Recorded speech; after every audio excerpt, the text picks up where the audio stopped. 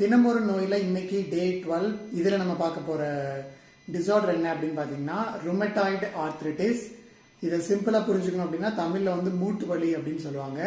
But இது சிம்பிளான வலி மட்டும் கிடையாது. இது ஆக்சுவலி சொல்லப்போனால் ஒரு chronic inflammatory auto immune disorder.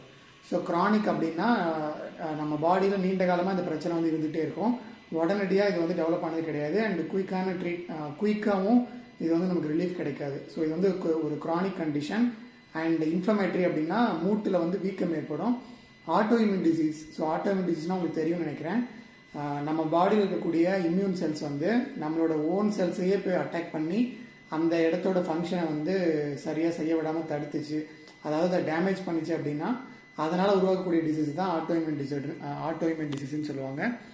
So இந்த ருமட்டாய்டு ஆர்த்ரைட்டிஸ் அப்படிங்கிறது நம்ம பாடியில் இருக்கக்கூடிய ஓன் இம்யூன் செல்ஸ் போய் அந்த மூட்டில் இருக்கக்கூடிய ஏதோ ஒரு டைப் ஆஃப் செல்களை வந்து அழிக்கிறதுனால தான் மெயினாக இந்த டிசீஸ் வந்து வருது, அதாவது ருமட்டாய்டு ஆர்த்ரைட்டிஸ். பட் இது ஏற்படுறதுக்கு காரணங்கள் அப்படின்னு பார்த்தீங்கன்னா இது வந்து ஜெனட்டிக்கலி வர்றதுக்கு நிறைய பாசிபிலிட்டி இருக்குது. அதாவது ஒரு பேரண்ட்டில் இருக்குது அப்படின்னா அவங்களோட கிராண்ட் சைல்டு இல்லை சில்ட்ரன் அவங்களுக்கு வந்து டெவலப் ஆகிறதுக்கு நிறைய பாசிபிலிட்டி இருக்கும். இதை தவிர நிறைய ஸ்மோக் பண்ணுறவங்களுக்கு இது ஒரு அதாவது ஸ்மோக் பண்ணுறவங்களுக்கு ரிஸ்க் அதிகம். அது இல்லாமல் மென்னை விட விமனில் வந்து இது அதிகமாக ஏற்படும். அப்புறம் ஏஜ் ஆனவங்களில், அதாவது ஏஜ் வந்து எல்டர்லி பீப்புளில் வந்து இது அதிகமாக ஏற்படுதுன்னு சொல்லுவாங்க.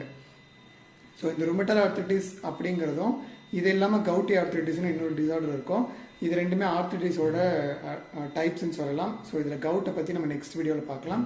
ஸோ இந்த வீடியோவில் நம்ம பார்த்தது ருமட்டாய்டு ஆர்த்ரைட்டிஸ். இதே மாதிரி நெக்ஸ்ட் டே 13 டுமாரோ மீட் பண்ணுறேன். பை.